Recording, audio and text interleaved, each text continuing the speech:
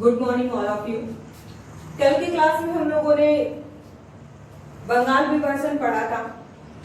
आज हम लोग संविधान को लेकर के आगे बढ़ने वाले हैं। क्योंकि मैंने कल आप लोगों को बताया था कि मैं आप लोगों को इतिहास का जो आधुनिक सेक्शन है वो मैं आगे कंप्लीट करवाने वाली हूँ, तो मैं उसे भी साथ साथ लेकर चलूंगी। कहने का क्या मतलब है कि अल्टरनेट जो होगा, यानी एक दिन मैं आप लोगों को इतिहास का कोई टॉपिक और अगले दिन जो है आप लोगों को संविधान पढ़ाऊंगी। संविधान में भी आर्टिकल्स यानी अनुच्छेद जो है वो काफी मोस्ट इंपॉर्टेंट हो जाता है। आपके हर एग्जाम में एक या दो अनुच्छेद जो है वो पूछना ही पूछना होता है। तो मैंने सोचा कि थोड़ा अनुच्छेद के बारे में भी जो है वो मैं आप लोगों को बता दूं। अभी लॉकडाउन चल रहा है और आई होप कि 17 तारीख तक जो है वो लॉकडाउन रहेगा ही रहेगा। तो मैं कोशिश करूंगी कि इन्हीं बीच में जो है आपका पूरा 395 अनुच्छेद जो है वो कंप्लीट करवा दूं।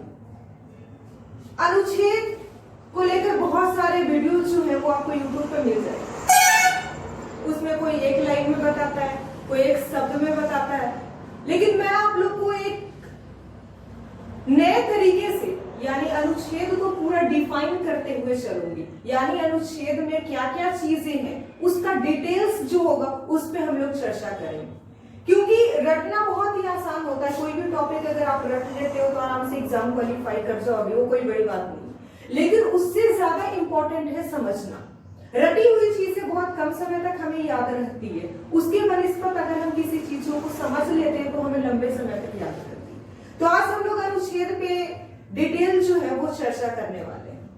इससे पहले मैं आप लोग से एक रिक्वेस्ट करना चाहती हूँ कि अगर आप हमारा वीडियो देख रहे हैं और आपको वीडियो पसंद आ रहा है तो आप वीडियो को लाइक और सब्सक्राइब कर दें। और अगर आपके पास कोई सुझाव हो या फिर कोई टॉपिक जो आपको समझ में नहीं आ रहा हो और आप मुझसे पढ़ना चाहते हो या सीखना चाहते हो तो आप मुझे कमेंट बॉक्स में कमेंट कर सकते हो कि मैम आप ये टॉपिक जो है मुझे पढ़ाइए या इस टॉपिक पर विशेष चर्चा कीजिए, तो मैं उस टॉपिक को आपके सामने लेकर के आऊंगी। अब जब बात हम संविधान की करते हैं तो थोड़ा सा डिटेल्स जो है संविधान के बारे में जान लेते हैं। संविधान आखिर है क्या? अगर हमें किसी धर्म के बारे में जानना होता है तो हम उसके धार्मिक जो पुस्तक होती है उसका अध्ययन करते हैं, तो हमें यह पता चलता है कि उस धर्म की उत्पत्ति कैसे हुई, उस धर्म की विशेषताएं क्या है। उसी प्रकार से जब किसी देश के बारे में हमें जानना होता है, विशेषकर अगर उसके राजनीतिक पहलू के बारे में हमें जानना होता है, तो हम उसके संविधान को पढ़ते हैं। संविधान किसी भी देश का आईना होता है। यानी अगर आप उस देश का संविधान पढ़ते हैं तो आपको ये पता चलेगा कि उस देश में क्या क्या प्रावधान है, लोगों को क्या अधिकार दिए गए, क्या उनका कर्तव्य है, जो भी विधायिका है, कार्यपालिका है या न्यायपालिका वो किस तरीके से वर्क करती है। फॉर एग्जाम्पल हमारे यहाँ पे हमेशा एक विवाद आते रहता है कि न्यायपालिका ने कार्यपालिका के कार्य क्षेत्र में जो है हस्तक्षेप कर दिया, उसे ऐसा नहीं करना चाहिए था, या प्रधानमंत्री ने कोई ऐसा काम किया है जो संविधान के प्रतिकूल है। तो इस तरीके को कंट्रोवर्शियल जो होते रहता है। अब हमें ये बात कैसे पता चलेगी कि क्या काम किसे करना चाहिए, नहीं करना चाहिए? तो इन सारे बातों का विवरण जो है हमारे संविधान में दिया हुआ है। जैसे कि संविधान को अगर आप भली भांति समझ लेते हैं, इसको पढ़ लेते हैं, तो आपको अच्छे तरीके से समझ में आएगा कि ये एक देश को, इतने बड़े देश को चलाने के लिए जो आपका मूलभूत पुस्तक कहीं से है तो वो आपका संविधान है। संविधान में हमारे न्यायपालिका, कार्यपालिका, विधायिका, उसमें भी अगर हम कार्यपालिका की बात करें जो सबसे ज्यादा हाईलाइटेड हमेशा रहती है, उसमें राष्ट्रपति हो गया, प्रधानमंत्री हो गया, मुख्यमंत्री, राज्यपाल, इन सारे के कार्य क्षेत्रों का विवरण उसमें दिया हुआ है। यानी संविधान मूल रूप से किस व्यक्ति को या किस पद के पदाधिकारी को क्या काम करने हैं, ये इन सारे बातों का विवरण जो है वो आपका संविधान है।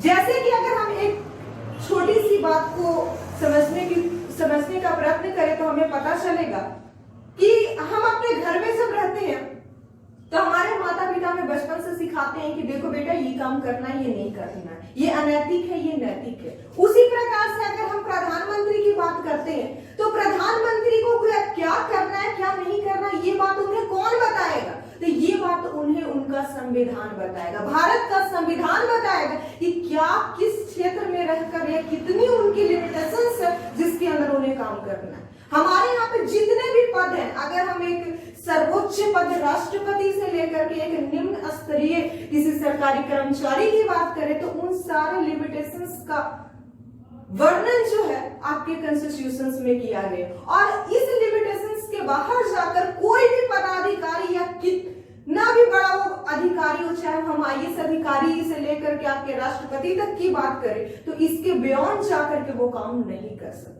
ये आपकी संविधान की विशेषता है। यानी एक पूरे देश को चलाने के लिए एक पूरे देश के प्रशासनिक अधिकारियों को क्या कार्य करने चाहिए, विधिक अधिकारी को क्या काम करने चाहिए, इन सारे का विवरण जो है आपके संविधान में दिया गया है। इसलिए संविधान का अध्ययन जो है हमारे लिए काफी ज्यादा महत्वपूर्ण हो जाता है, क्योंकि अगर हम अपने संविधान को समझ लेते हैं तो हम ये चीज डिफरेंस करने में सक्षम हो जाएंगे कि क्या किसी व्यक्ति ने जो काम किया है या राष्ट्रपति ने जो काम किया उनके लिमिट में था या नहीं था। मेरी आपसे एक और रिक्वेस्ट है कि किसी भी सब्जेक्ट को पढ़ने के लिए सिर्फ उसे रट्टा मार ना बनाए, उसे समझने का प्रयत्न करें कि उसमें चीजें हैं क्या। उससे आपको बहुत सारे फायदे होंगे। एक तो आप अपने देश के बारे में जान पाओगे। हमेशा आए दिन हम लोग सुनते हैं या जानते भी हैं कि अमेरिका हो या ब्रिटेन हो या फिर और कोई अन्य देश हो, उनके नागरिक जो है काफी ज्यादा तरक्की कर रहे हैं, उनका देश जो है बहुत ज्यादा तरक्की कर रहा है, वो अपने ह्यूमन राइट्स जो होते हैं, मानवाधिकार जो होते हैं, उनको लेकर काफी सजग रहते हैं।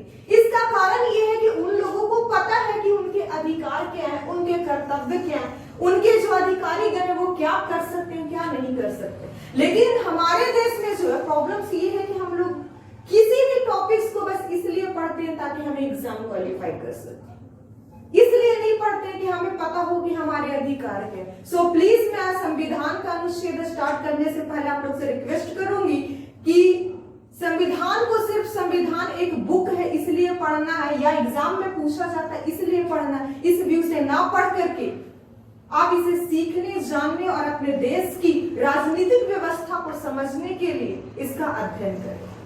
अब हम लोग अपने संविधान की ओर मूव करते हैं। इसमें आपको भाग पहला, इसका विषय वस्तु है संघ एवं उसके राज्य क्षेत्र। ये आपके अनुच्छेद 1 से लेकर 4 तक वर्णन करता है। यानी अनुच्छेद 1 से 4 तक आपके भाग 1 में जो है संघ एवं उसके राज्य क्षेत्र से संबंधित बातों को डिफाइन करता है। अब ये संघ एवं उसके राज्य क्षेत्र है क्या? अनुच्छेद 1 ये कहता है कि भारत राज्यों का संघ है। That means what? कि हमारा भारत जो देश बना है वो बहुत सारे, यानी भारत में वर्तमान की अगर बात की जाए तो 28 राज्य और 9 केंद्र शासित प्रदेश को मिलाकर के भारत राज्य बना, भारत देश बना है। अब भारत राज्यों का संघ है कहने का मतलब ये भी होता है कि भारत के राज्यों को भारत से अलग होने की परमिशन नहीं, यानी भारत के जो राज्य हैं वो भारत के अंग हैं, ना कि किसी संधि और समझौते का नतीजा। इसलिए उन्हें भारत से अलग होने का कोई अधिकार नहीं है और ना ही वो उससे अलग हो सकते। ये आपका अनुच्छेद 1 कहता है। अब आते हैं अनुच्छेद 2। नए राज्यों का प्रवेश या स्थापना।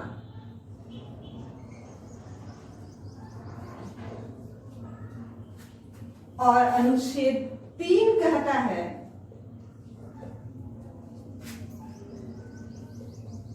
नए राज्यों का निर्माण एवं किसी राज्य के नाम, सीमा, क्षेत्र आदि में परिवर्तन।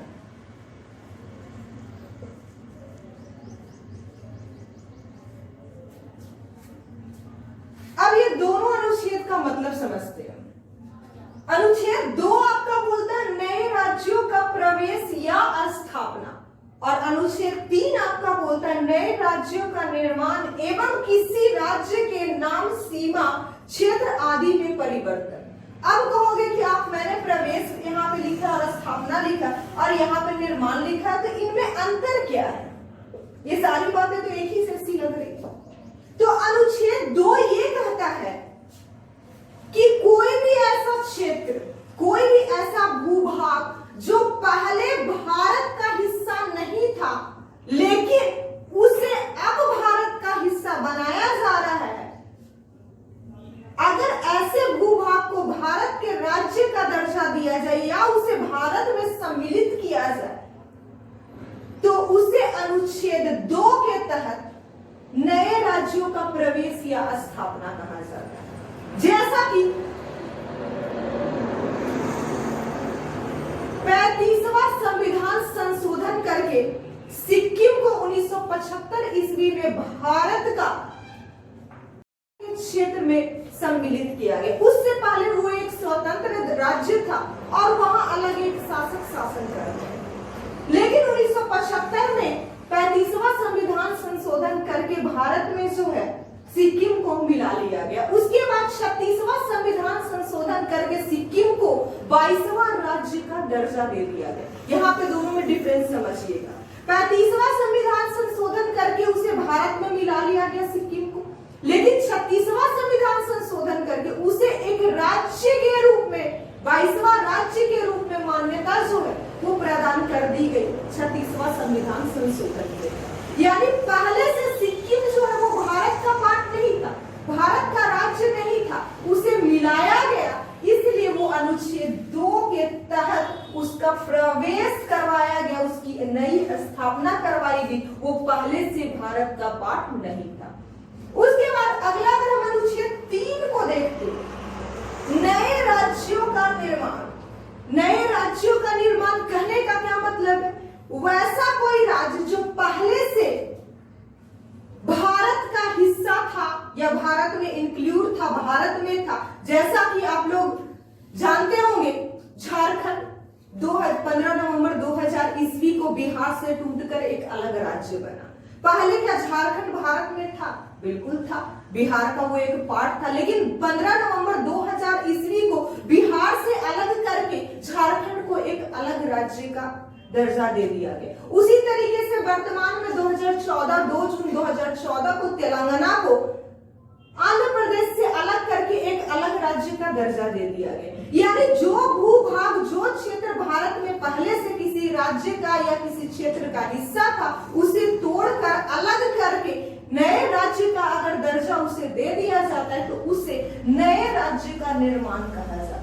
यानी जो चीजें पहले से आपके पास थी उसी को तोड़कर अलग कर देना, नए राज्य का निर्माण करना। अब बात यहाँ पे यह आती है कि जब नए राज्य का निर्माण हो गया तो उनका नामकरण करना, यानी उसको नाम देना, उसकी सीमाओं को बदलना, उसके क्षेत्र को कम करना। जैसे कि आंध्र प्रदेश अगर तेलंगाना उससे अलग होकर एक राज्य बना तो उसका क्षेत्र कम गया, उसका नाम अलग हो गया।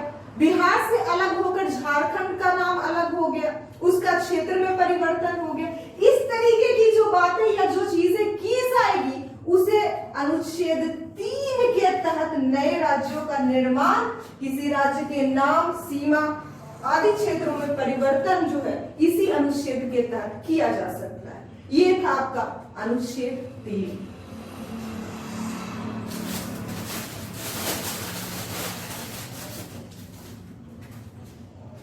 अगला अनुच्छेद आते हैं हम लोग अनुच्छेद 4।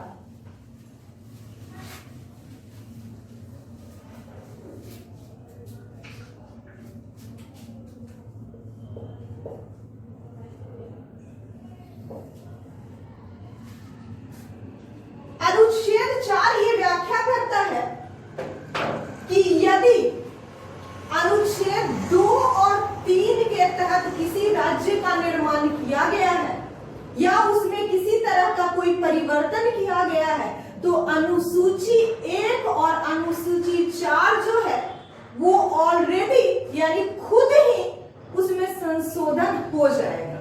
लेकिन यह जो संशोधन होगा वो अनुच्छेद 368 के तहत संविधान संशोधन नहीं माना जाएगा। कहने का क्या मतलब है ये जानिए।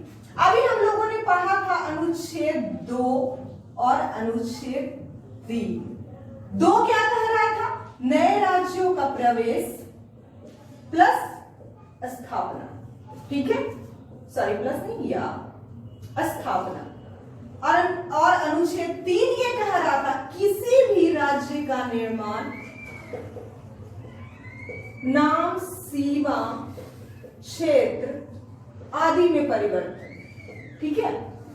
उसके बाद इसमें आपकी एक अनुसूची की व्याख्या की गई है। अनुसूची 1 और अनुसूची 4। अब अनुसूची 1 क्या है ये जानिए।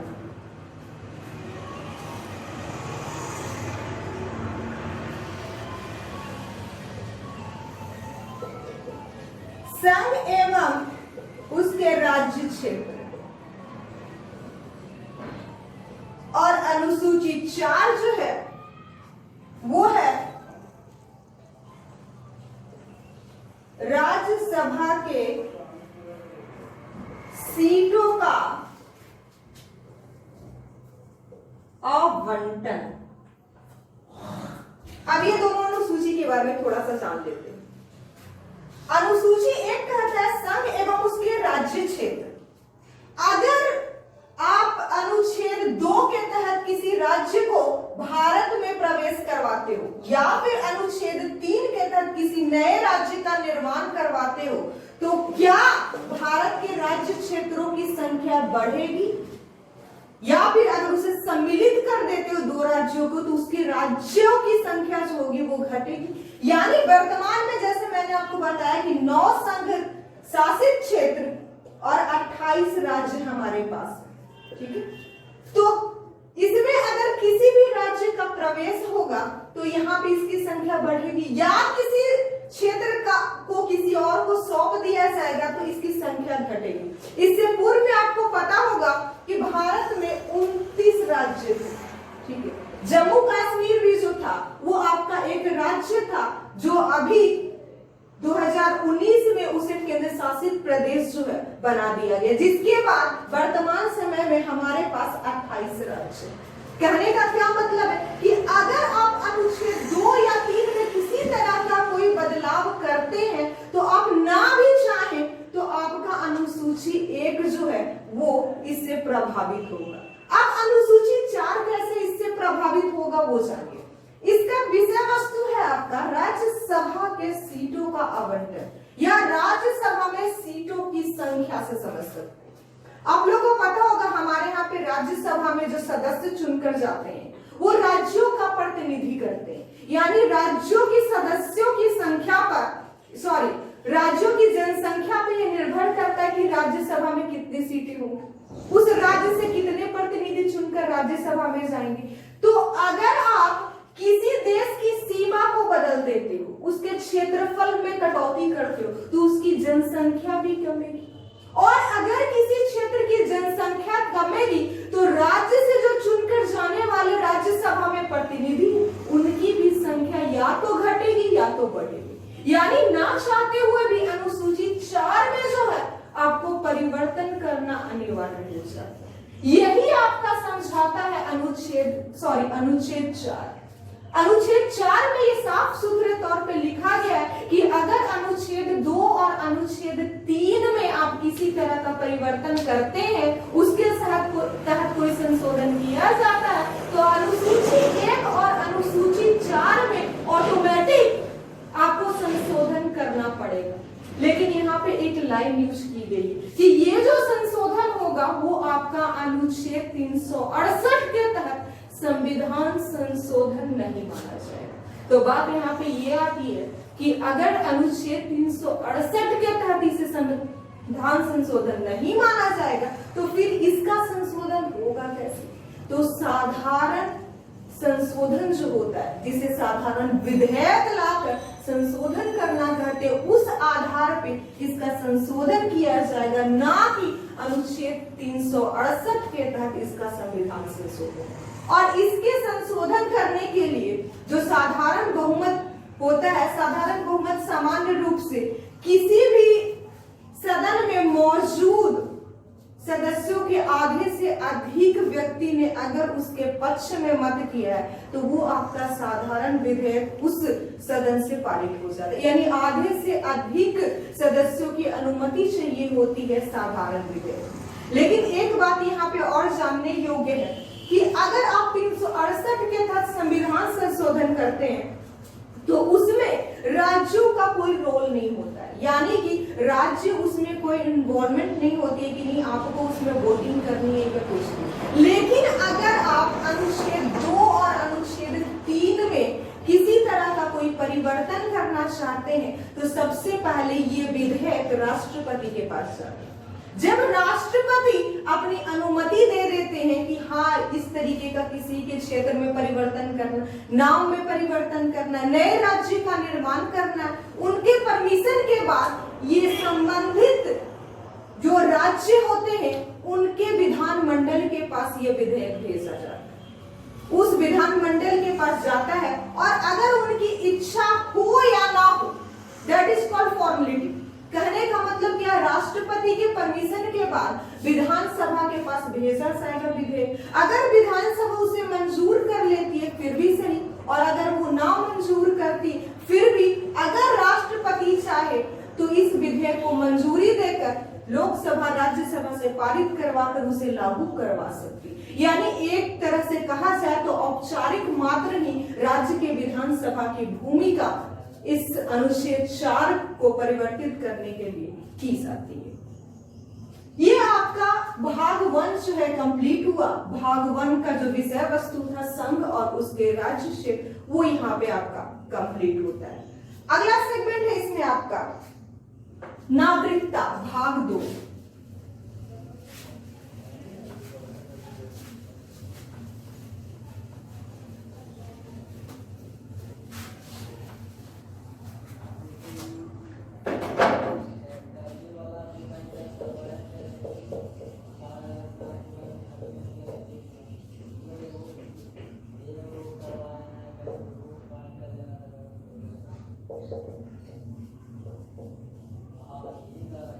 भाग 2 नागरिकता, ये आपके अनुच्छेद 5 से लेकर 11 तक नागरिकता संबंधी बातों का प्रावधान किया गया। यानी भाग 2 में नागरिकता के बारे में वर्णन किया गया और अनुच्छेद तक आपके नागरिकता संबंधी कानूनों की व्याख्या की गई। अब ये सारे अनुच्छेद हैं क्या, इसके बारे में हम लोग डिटेल देखते हैं। अनुच्छेद 5, संविधान के प्रारंभ पर नागरिकता।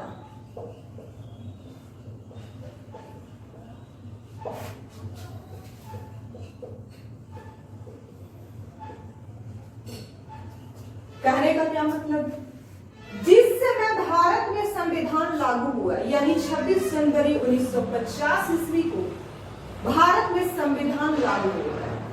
कहा जाता है जिस समय लागू हुआ भारत में संविधान, उस समय अगर कोई व्यक्ति भारत में जन्मा हो या उसके माता पिता भारत के निवासी हो, भारत में रहते हो, या फिर कोई बाहर से भी अगर व्यक्ति आकर भारत में रह रहा हो, तो कम से कम वो 5 वर्ष पहले यानी संविधान लागू होने के 5 वर्ष पहले तक भारत में निवास कर रहा होगा, तो वो भारत का नागरिक होगा।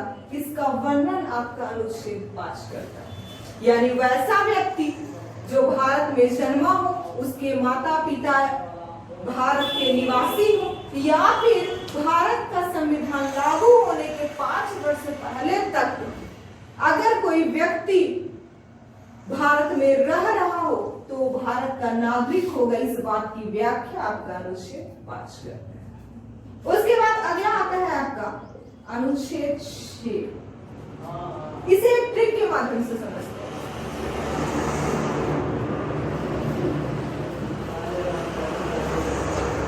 मान लेते हैं ये आपका भारत है, ये आपका पाकिस्तान है। अब मैं आपको अनुच्छेद 6 बता रही हूं। 6, अब 6 मैं लिखती हूं यहां पे, ठीक है। ये 6 कैसे लिखा? इसका पीठ, इसको अगर मान लिया एज अ बैक, तो पीठ इसका किधर है? पाकिस्तान की तरफ है। ये है आपका पाक, ये है आपका इंडिया।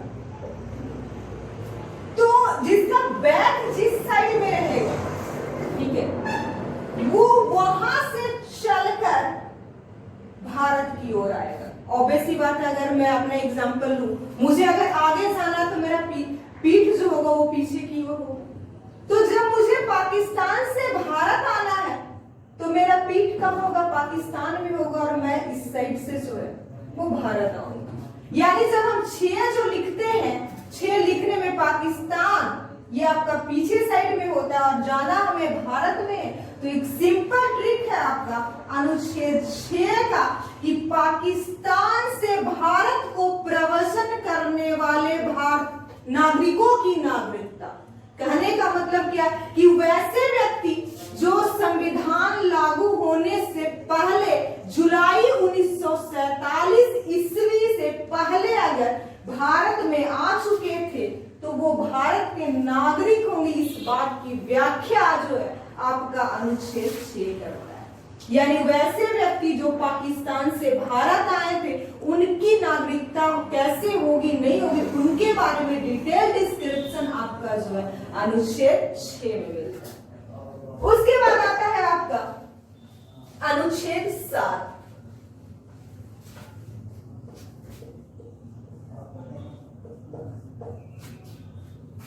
ये आपका भारत, ये आपका पाकिस्तान। अब हम 7 लिखते हैं। इसका बैक कहां है? भारत की ओर। ये जा कहां रहा है? पाकिस्तान की ओर। कहने का क्या मतलब है? अनुच्छेद 7 आपकी व्याख्या करता है वैसे नागरिकों के बारे में जो भारत से पाकिस्तान की ओर प्रवेशन करने वाले नागरिकों की नागरिकता की व्याख्या आपका अनुच्छेद 7 करता है। यानी वैसे व्यक्ति जो आजादी के बाद भारत से पाकिस्तान चले गए थे उनके नागरिकता के बारे में वर्णन जो है आपके अनुच्छेद 7 के तहत की गई। यानी जब हम 7 ऐसे लिखते हैं तो ये भारत है और भारत से ये कहां जा रहा है? पाकिस्तान की ओर। ये आपका है अनुच्छेद 7। यानी 7 में आपके भारत से पाकिस्तान को प्रवेशन करने वाले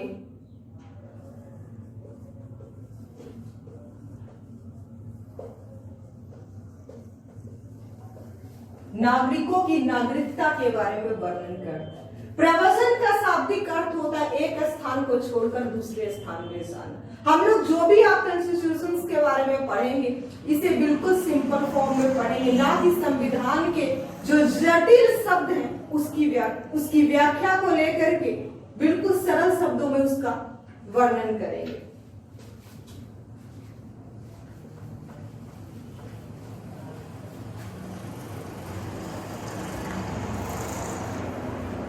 उसके बाद आता है आपका अनुच्छेद 8। अनुच्छेद 8 में यह व्याख्या की गई है कि वैसे व्यक्ति जो भारत से बाहर रहते हो लेकिन वो भारतीय मूल के उद्भव व्यक्ति। कहने का क्या मतलब? भारत से बाहर रहते हो लेकिन भारतीय मूल के उद्भव व्यक्ति हो, यानी वो रहते तो विदेशों में हैं लेकिन वो भारत के नागरिक हैं, भारत में वो जन्मे हैं, उनके माता या पिता या उनके दादा दादी में से कोई भी भारत का नागरिक था और वो भारत में निवास करते थे। सिंपल लैंग्वेज में अगर कहा जाए तो NRI, नॉन रेसिडेंट इंडियन, यानी वैसे भारतीय जो भारत में निवास नहीं करते हैं लेकिन वो भारत मूल के हैं, उनके बारे में अनुच्छेद 8 जो है आपका व्याख्या करता है। उसके बाद आता है आपका अनुच्छेद 9। अनुच्छेद 9 जो है आपका वो ये व्याख्या करता है कि आपकी नागरिकता जो है वो कब तक बनी रहेगी या कैसे बनी रहेगी। कहने का मतलब क्या है कि अगर आप भारत के नागरिक हो लेकिन आपने किसी विदेशी देश के नागरिकता को एक्सेप्ट कर लिया हो, स्वीकार कर लिया, तो आपकी नागरिकता समाप्त हो जाती। या फिर अगर आप भारतीय मूल की महिला हैं और अगर आप किसी विदेशी पुरुष से विवाह कर लेते हैं तो आपकी नागरिकता समाप्त हो जाएगी। अभी सानिया मिर्जा का एक केस काफी ज्यादा हाईलाइटेड था। आप शायद जानते होंगे कि सानिया मिर्जा भारतीय थी, वो भारत में जन्मी थी, भारत में ही उनका सारा क्रियाकलाप था, लेकिन वो पाकिस्तान के क्रिकेटर के साथ विवाह कर ली। तो ये बात हुई कि अब तो वो पाकिस्तानी महिला हो चुकी है क्योंकि उन्होंने पाकिस्तान के एक व्यक्ति से विवाह कर लिया, लेकिन वो पाकिस्तान की नागरिकता को स्वीकार नहीं की और भारत में एक एफिडेविट दे दिया गया कि नहीं, हम पाकिस्तान की नागरिकता को स्वीकार नहीं करेंगे, इसलिए मुझे जो है भारत का नागरिक समझा जाए और मेरी नागरिकता जो है वो बनी रहे। कहने का मतलब क्या है कि अगर आप किसी विदेशी से विवाह कर भी लेते हो और आप भारत का नागरिक या किसी देश का नागरिक बना रहना चाहते हो, तो यहाँ पे अगर आप एक एफिडेविट दे करके ये कबूल करते हो कि नहीं, हम जो है विदेशी नागरिकता को नहीं स्वीकार करेंगे, तो आप भारत के नागरिक बने रहोगे। यानी कि अनुच्छेद 9 जो है आपकी यह व्याख्या करता है कि अगर आप स्वयं अपनी इच्छा से भारत की नागरिकता त्याग कर दो या किसी विदेशी देश के नागरिकता को एक्सेप्ट कर लो या किसी विदेशी से विवाह कर लो, तो आपकी नागरिकता जो है वो समाप्त हो जाती है। ये आपका अनुच्छेद 9 जो है वो व्याख्या करता है। उसके बाद है आपका अनुच्छेद 10, नागरिकता का बना रहना।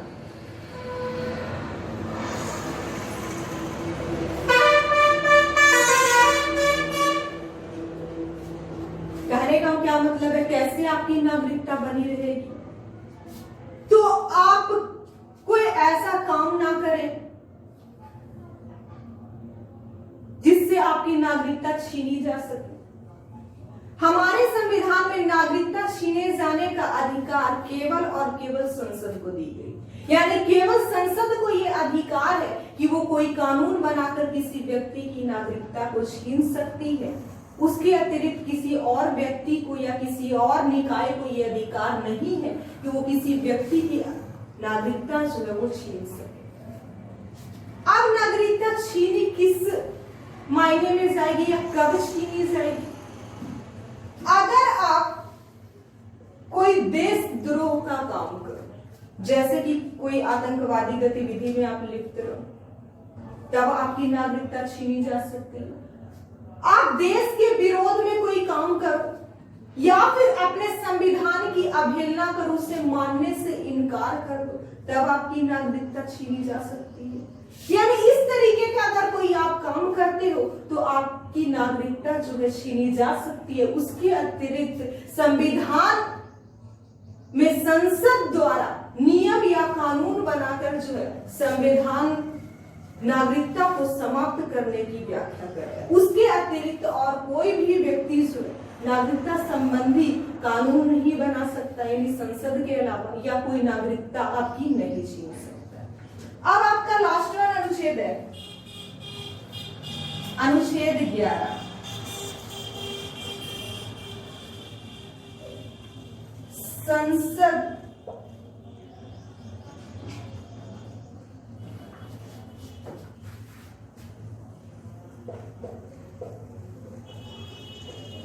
कानून का निर्माण। जैसा कि मैंने अभी आप लोगों को बताया कि संसद जो है एकमात्र निकाय है हमारे पास जो नागरिकता संबंधी कानून बना सकती है या फिर नागरिक किसी भी व्यक्ति की नागरिकता को छीन सकती है। बस इसी बात को आपका अनुच्छेद 11 डिफाइन करता है कि नागरिकता से संबंधित कोई भी कानून बनाने या फिर नागरिकता को छीनने, उसे सीमित करने का अधिकार आपके अनुच्छेद 11 के तहत सिर्फ और सिर्फ संसद को दी गई है। ये आपका है अनुच्छेद 11। यानी आज की क्लास में जो है हम लोगों ने भाग 1 और भाग 2 को कंप्लीट कर लिया, यानी अनुच्छेद 1 से लेकर 11 तक। अगला जो आपका संविधान का क्लास होगा, यानी आगे की ओर मूव करेंगे और डिटेल से उसके बारे में बात करेंगे। यहाँ आपका संविधान का 2 भाग जो है, भाग 1 और भाग 2 समाप्त होता है। इसके रिगार्डिंग अगर कोई कंफ्यूजन या कोई दिक्कत हो तो कृपया करके आप हमें कमेंट बॉक्स में लिख सकते हैं। Thank you.